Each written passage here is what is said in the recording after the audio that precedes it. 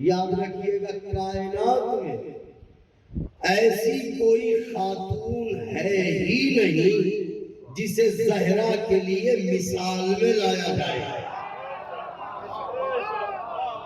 میں نے جملہ کہا ہے آقا کے چاہنے والوں، ایسی کوئی خاتون ہے ہی نہیں جسے مثال میں زہرا کے سامنے لایا جائے۔ آپ کہیں گے حوا تو وہ کنیزی کا شرف پائے ہوئے، آپ کہیں گے سارا تو کہاں زہرا کہاں سارا؟ ذرا غور فرمائیں۔ آپ دیگر خواتین کے نام لیجئے گا تو ان خواتین کی اپنی عظمتیں اپنی جگہ، مگر کہاں حسین کی ماں اور کہاں کائنات کی کوئی اور بی بی؟ سلام ہو ہر مقدس بی بی پر۔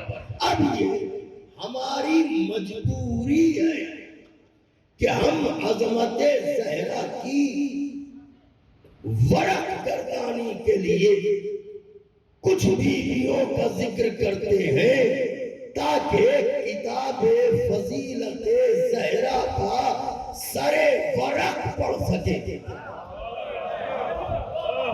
کتاب تو کھل ہی نہیں سکتی، سر ورق پڑھ سکے۔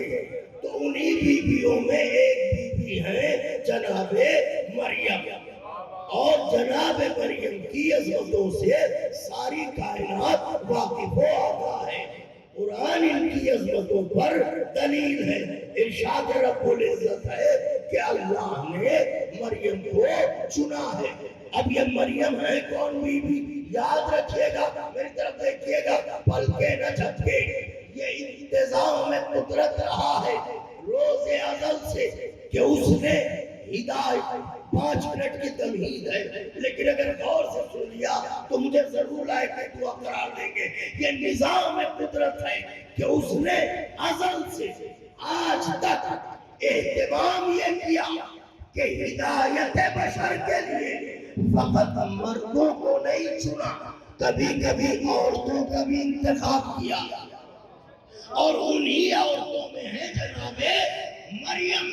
لیکن پریشانی یہ ہے کہ جس دور میں مریم کو آنا ہے وہ دور انتظار مریم کا نہیں ہے، انتظار عیسیٰ کا ہے۔ واہ واہ واہ واہ! وہ دور انتظار مریم کا نہیں ہے، وہ دور ہے انتظار عیسیٰ کا۔ اور اتنا بدترین دور ہے کہ بیٹی کا ہونا اپنے آپ میں غیب ہے۔ انبیاء ما سبق بشارت دے گئے ہیں کہ مسیح آئے گا جو مظلوموں کو دلدل سے نکالے گا، مسیح آئے گا جو پریشانوں کی پریشانی دور کرے گا، مسیح آئے گا جو بیماروں کو اچھا کرے گا۔ تو اب انتظار کرنے والے 2 گروہ ہیں، ایک ظالموں کا گروہ، ایک مظلوموں کا گروہ، مگر دونوں کے انتظار کی کیفیت الگ ہے۔ مظلوم یہ سوچ کے انتظار کر رہا ہے مسیح آئے گا نجات ملے گی، ظالم سوچ رہا ہے آ گیا ہمارا کیا ہوگا۔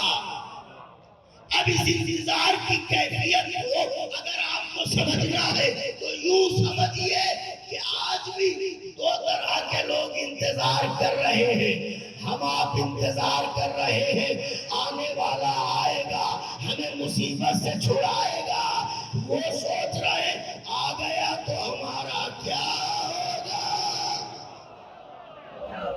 اللہ اکبر! صلوات پڑھیں تو عرض کروں آپ کی خدمت میں توجہ چاہوں۔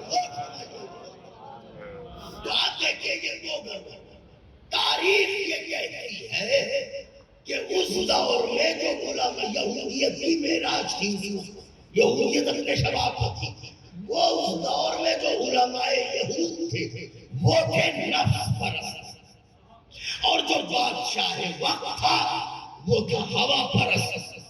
تو ادھر نفس پرست ادھر ہوا پرست، ہوس پرست، تو دونوں میں غضب کا تال میل بھی تھا۔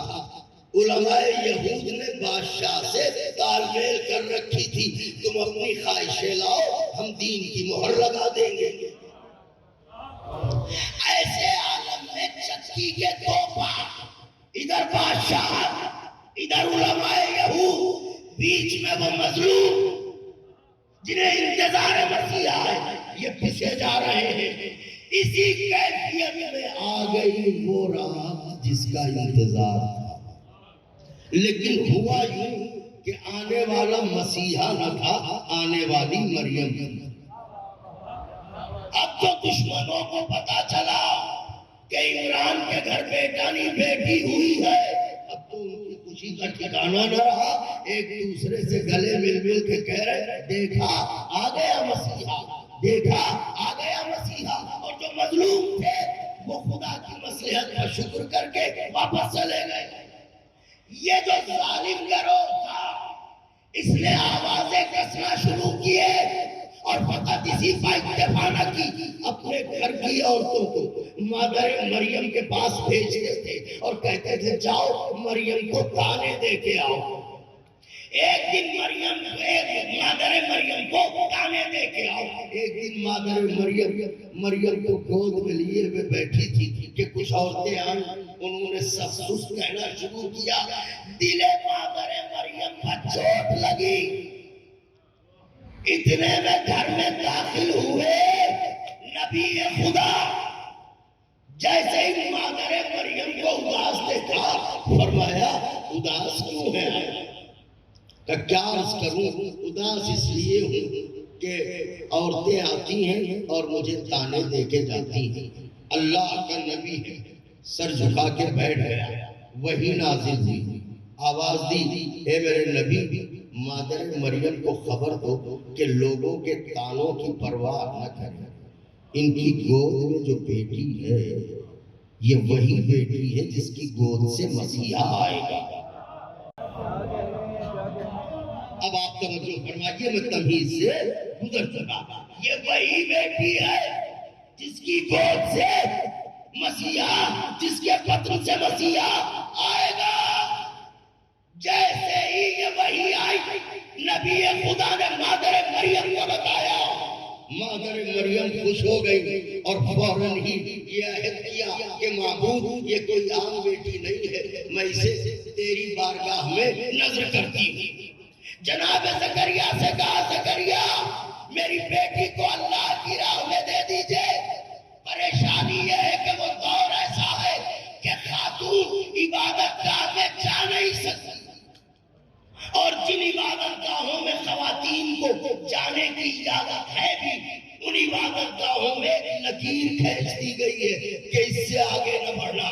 دستے ادب جوڑ کے عرض کر رہا ہوں، پلکیں نہ جھپکے، عورت ہے اس لکیر سے آگے نہیں بڑھے گی۔ ایسے عالم میں زکریا مریم کو لے کے عبادت گاہ پہنچے، لوگوں نے ہنگامہ کیا، خاتون یہاں نہیں رہ سکتی۔ جناب زکریا نے انہیں قائل کیا اور اپنے ہاتھوں سے ایک حجرہ بنایا اور حجرہ بنا کے کہا مریم اب تم اس حجرے میں رہو، اللہ کی عبادت کرو، اللہ سے فریاد کرو، اللہ سے مناجات کرو، میں گھر واپس جا رہا ہوں۔ گئے زکریا، چند دنوں کے بعد پھر آئے، اب جو آئے تو دیکھا مریم سر جھکائے بیٹھی ہے۔ زکریا نے پوچھا میری بیٹی کیا ہوا؟ زکریا نے سر اٹھایا، اب جو نبی خدا کی آنکھیں نظریں مریم کے ہاتھ پکڑی تو دیکھا ہاتھ زخمی، خون دس رہا۔ زکریا نے تڑپ کے کہا مریم یہ تمہارے ہاتھوں سے خون نکل رہا ہے، خیر تو ہے؟ مریم نے کہا کیا عرض کروں، معبد کے سارے لوگ سخت کام ہمارے ذمہ کرتے ہیں تاکہ مجھے اذیت ہو۔ جناب زکریا نے کہا آج کے بعد ایسا کوئی نہیں کرے گا۔ زکریا نے جا کے بات کی کہ تمہیں خوف خدا نہیں ہے، ایک معصوم بچی کو ظلم کرتے ہو۔ مریم آج کے بعد جو تمہارا جی چاہے تم وہ کام کرنا، تمہیں کوئی مجبور نہ کرے گا۔ یہ کہہ کے چلے گئے زکریا۔ چند دنوں کے بعد یاد مریم آئی، زکریا گھر سے نکلنے لگے، مادر مریم نے دیکھا کہ زکریا جا رہے ہیں بیت المقدس، آگے بڑھی، کہا اے اللہ کے نبی ایک گزارش ہے۔ کہا کیا؟ کہا میری بیٹی مریم کو میرے ہاتھوں کی پکی ہوئی روٹیاں بڑی اچھی لگتی ہیں، میرے ہاتھوں کی پکی ہوئی روٹیاں بڑی اچھی لگتی ہے، اگر آپ اجازت دیں تو میں چند روٹیاں اپنے ہاتھوں سے پکا کے اپنی بیٹی کے لیے دے دوں، اپنی بیٹی کے لیے دے دوں۔ یہ میں جان بوجھ کے تمہید عرض کر رہا ہوں تاکہ وہ حالات آپ کے ذہن عالی میں اجاگر ہو جائے۔ زکریا نے کہا اے مادر مریم ضرور روٹیاں پکائیے۔ روٹیاں پکائیں مریم کی ماں نے، ایک کپڑے میں لپیٹ کے کہا اللہ کے نبی سے لے جائیے۔ زکریا نے روٹیاں بغل میں دبائیں، معبد کی طرف چلے، آئے داخل خانہ خدا ہوئے، سب سے پہلے حجرہ مریم میں گئے۔ ادھر دیکھیے گا، پہنچے، دروازہ کھٹکھٹایا۔ یاد رہے یہ وہ حجرہ ہے جس میں یا زکریا جائیں یا مریم، مقدس بی بی ہے نا، یا زکریا جائیں یا مریم، کوئی مریم نے روٹیاں منگوائی، زہرا نے روٹیاں بھجوائی۔ اس کا مطلب یہ مریم ہے کھانے والی، زہرا ہے کھلانے۔ ہائے ہائے ہائے ہائے،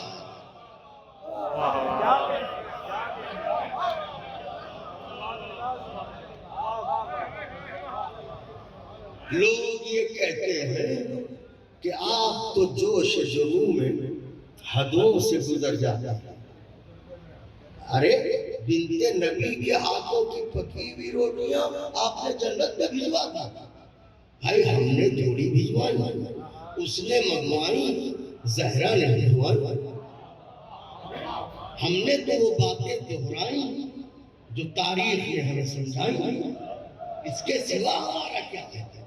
منگوانے والا وہ، بھجوانے والی بطول۔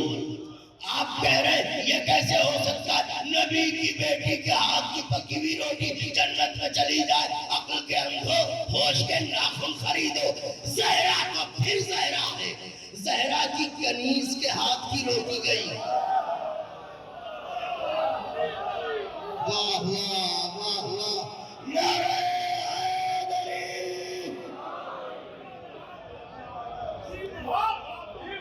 دست زہرا کی روٹیاں، دست زہرا کی روٹیاں جنت میں جائیں تو اس میں حیرت کیا ہے؟ فضہ کے ہاتھوں کی پکی ہوئی روٹیاں جنت میں گئی۔ آپ کہیں گے دلیل؟ ادنا سا طالب علم چھوٹی سی دلیل پیش کرتا ہوں۔ زہرا کے گھر کا کام بٹا، انشاءاللہ ورق دل پہ تحریر ہو جائے گا۔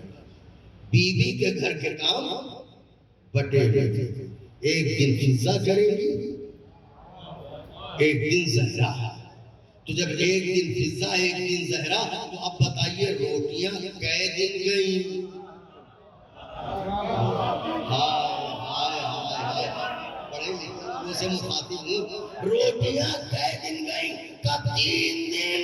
تو 3 دنوں میں ایک دن تو کم سے کم ماننا پڑے گا فضہ کے ہاتھ کی روٹیاں گئی۔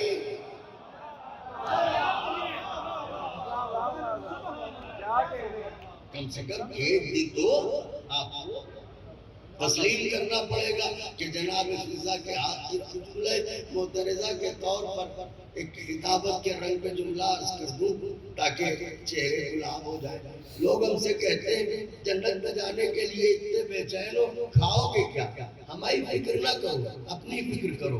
ہمارے لیے وہ روٹیاں بہت ہیں جو فضہ نے بھجوائی ہیں۔